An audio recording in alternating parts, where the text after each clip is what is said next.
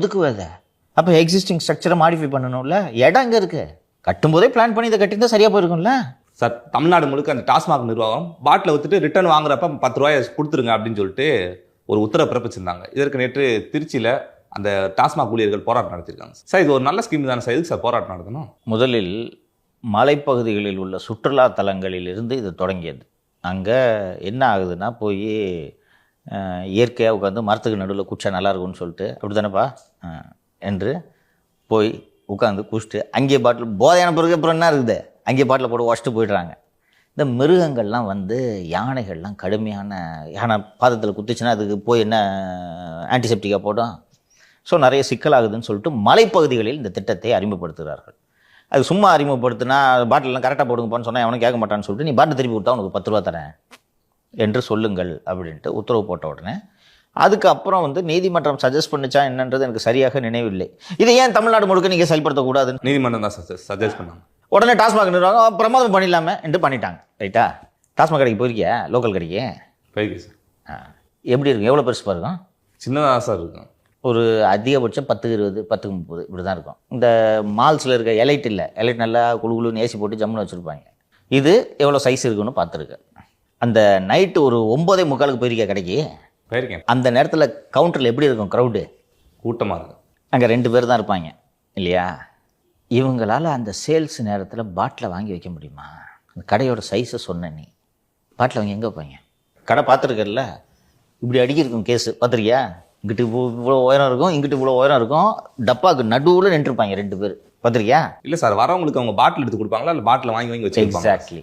எப்படி பண்ணுவாங்க, எப்படி பண்ண முடியும்? வழக்கமாக நீங்கள் மற்ற துறைகளிலெல்லாம் வேலை நிறுத்தம் செஞ்சலாம், இந்த டாஸ்மாகில் வேலை நிறுத்தம் செய்யவே முடியாது.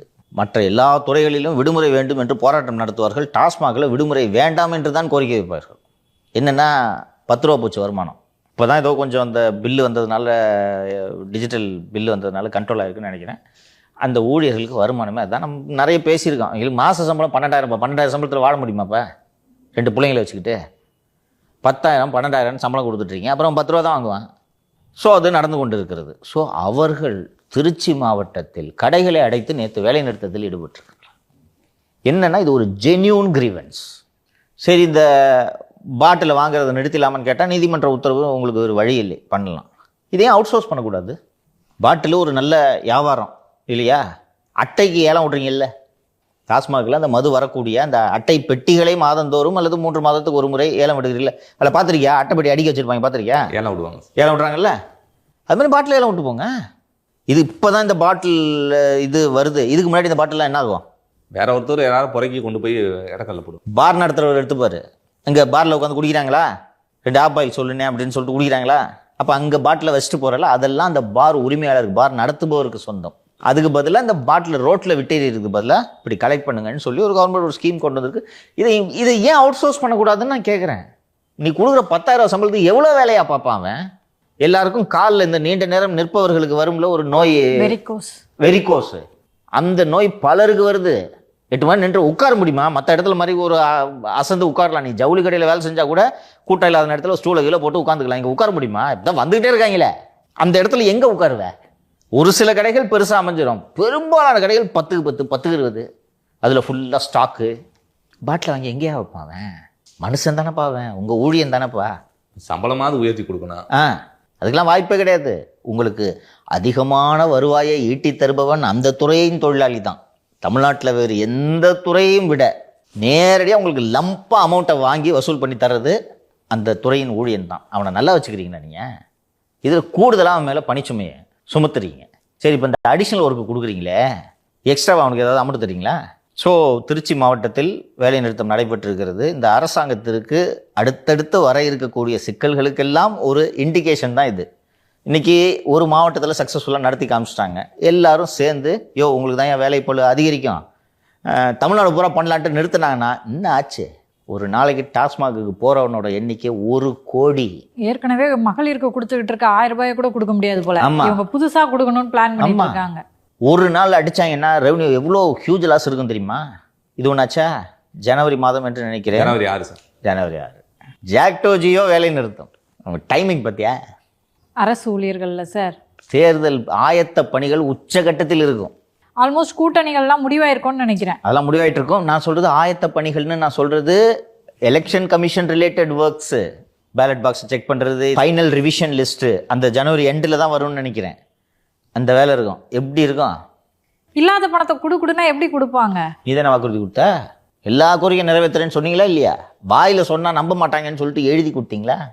பழைய ஓய்வூதியத்தை கொண்டு வருகிறேன், காலி பணியிடங்களை நிரப்புகிறேன் சொன்னீங்களா? கேட்க தான் செய்வாங்க, பதில் சொல்லுங்கள். துப்புரவு தொழிலாளிகளை ராத்திரி தூக்கிட்டு போன மாதிரிலாம் இவங்களை தூக்கி போட முடியாது, தெரியும்ல? அதுவும் சார், துப்புரவு தொழிலாளர்களுக்கு பல மாவட்டங்களில் சம்பளமே போடல. அந்த அந்தந்த லோக்கல் பாடிஸ் கொடுக்க வேண்டிய ஊதியம் பல சிக்கல் இருக்குது. இந்த மதுரை மாதிரி மொத்தத்தையும் மேயரும் புருஷனும் உருவிட்டு போனால் என்ன இருக்கும் அப்புறம்? ஸோ அந்த அடிப்படையில் அடுத்தடுத்து சிக்கல் வரும். இந்த டாஸ்மாக் விஷயத்தை நான் முதல்வர்கிட்ட கேட்குறேன், கோரிக்கையாகவே வைக்கிறேன். பாவம் அவங்க, ரொம்ப பாவம். நான் இந்த விமர்சனம் பண்ணுறேன், இது ஒரு தார்மீக ரீதியாக தவறு என்று விமர்சனம் செய்கிறேனே ஒழிய, அந்த ஊழியர்கள் அந்த 10 ரூபா வாங்கி எடுத்துகிட்டு போட்டுன்றது தான் என்னோட இது. 10,000 ரூபா சம்பளத்துக்கு 2 பிள்ளைங்களை வச்சுட்டு எப்படிப்பா சமாளிப்பண்ணி? இன்னைக்கு விலைவாசி இல்லை. டாஸ்மாக்ல இரட்டிப்பு வருவாயை தமிழ்நாடு அரசு பார்க்குது. அப்படி இருக்கப்ப கொஞ்சம் எக்ஸ்ட்ரா தான் கொடுக்க வேண்டிய சம்பளத்தை. கொடுத்து தொலைஞ்சா என்னப்பா? அவன் நீங்கள் கொடுத்துட்டு அவனை நீ 10 ரூபா வாங்காதன்னு நெருக்கடி கொடுத்தனா ஒரு நியாயமான சம்பளத்தை கொடுங்க. இப்போ வந்து நீ வெளியூரில் இருந்த, இன்னைக்கு மெட்ராஸில் வந்துருக்க, செலவு எவ்வளோ ஆகுது தெரியுதா? தனியாக இருக்கிற, ஓட்டிடுவேன். உனக்கு 2 குழந்தைங்க, ஒய்ஃப் இருக்குது, வாடகை வீட்டில் இருந்துட்டு ஒரு நாள் நீ 10,000 ரூபாய் சம்பளத்தில் ஓட்டிடுவியா? சொல்லு. 12,000 சம்பளத்தில் ரூம் ரெண்ட்டே 18,000 போயிடும். அப்படி இருக்கும்போது இதை ஒரு சம்பளம்னு கொடுத்துக்கிட்டு நீங்கள் ஒரு நிறுவனத்தையும் நடத்திட்டு வர்றீங்களே, குறைந்தபட்ச கூலியை கொடுக்க வேணாமா அவனுக்கு? அப்போ இது நீங்கள் கொடுக்குறது கம்மின்னு தெரியுது. அப்போ நீங்களே 10 ரூபா வாங்கட்டோன்னு விட்டுக்கிட்டு இருந்தீங்க. இன்றைக்கி இது வரைக்கும் அதானே நடந்துகிட்டு இருந்துச்சு. ஆனால் அந்த 10 ரூபா அங்கே அந்த கடையில் 2 சேல்ஸ்மேன் நிற்கிறான்ல, முழுசாக போகாது. ரீஜினல் மேனேஜர் வரைக்கும் பங்கு, மந்திரிக்கு போகிறதில்ல. பங்கு சரியாக போகலன்னா வால்பாறை டாஸ்மாகுக்கு டிரான்ஸ்ஃபர். நீ போகிறதுக்கே 10 மணி நேரம் ஆகும். மலை ஏறி போகணும், அங்கே தான் தங்கணும். நீ கோவையில் சிஐடியு தொழிற்சங்கத்தை சேர்ந்த ஒரு தோழர் ரெகுலராக ஒரு இந்த டாஸ்மாக் முறைகேடுகள் பற்றிலாம் பேசுவார், போராட்டங்களில் முன்னின்று நடத்துவார். கோயம்புத்தூரில் இருக்கும் தானே இந்த வேலையை பண்ணுற. வால்பாறைக்கு போ. வால்பாறையில் ஒரு டாஸ்மாக் இருக்கும். ஊட்டி கொடைக்கானல் எதாவது போயிருக்கியா? ஊட்டி கொடைக்கானல் ரெண்டுமே போனது இல்லையா? மலையிலையாவது போயிருக்கியா இல்லையா? போயிருக்கேன். எவ்வளோ நேரம் ஆகும் மேலே மலைக்கு போகிறதுக்கு? லேட்டாக தான் ஆகும். வால்பாறையில் உனக்கு டியூட்டியை போட்டால் 10 மணிக்கு கடையை சாத்திட்டு ட்ராவல் 4 மணி நேரம் ஆகும். எப்போ வருவோம் வீட்டுக்கு? அப்படி டிரான்ஸ்ஃபரை போட்டு இப்படி பழி வாங்குவாங்க. அதான் அந்த பாதையில் போனோம்னா கிருகுன்னு வருவேன். உனக்கு எல்லாருக்கும் வராது அப்படி. ஸோ இப்படித்தான் இந்த நிர்வாகம் நடந்து கொண்டிருக்கிறது. தெரிஞ்சே நான் அட்லீஸ்ட்டு அடுத்த ஆட்சி வரும்போதாவது இந்த டாஸ்மாக் ஊழியர்களின் கோரிக்கையை அரசு கனிவோடு பரிசீலிக்க வேண்டும் என்று கோரிக்கையாக வைக்கிறேன். இலங்கையைச் சேர்ந்த புலிகள் அமைப்புக்கு ஆதரவாக செயல்படக்கூடிய ஒரு பெண் வந்துட்டு சிறையில் இருக்காங்க. அவங்களுக்கு எஸ்ஐஆர் படிவம் விநியோகிக்கப்பட்டிருக்கு அப்படின்னு சொல்லிட்டு அமலாக்கத்துறை புகார் அனுப்பியிருக்காங்க சார். இன்றைக்கி அது செய்தி ரிப்போர்ட் ஆயிருக்கு. ஏன் சார் அவங்களுக்கு எஸ்ஐஆர் படிவம் தரக்கூடாதா? இலங்கையை சேர்ந்தவங்களுக்கு எப்படிப்பா கொடுப்பா? இல்லை சார், இப்போ அகதியாக வந்திருக்காங்க, அவங்களாம் ஓட்டு போடுவாங்க.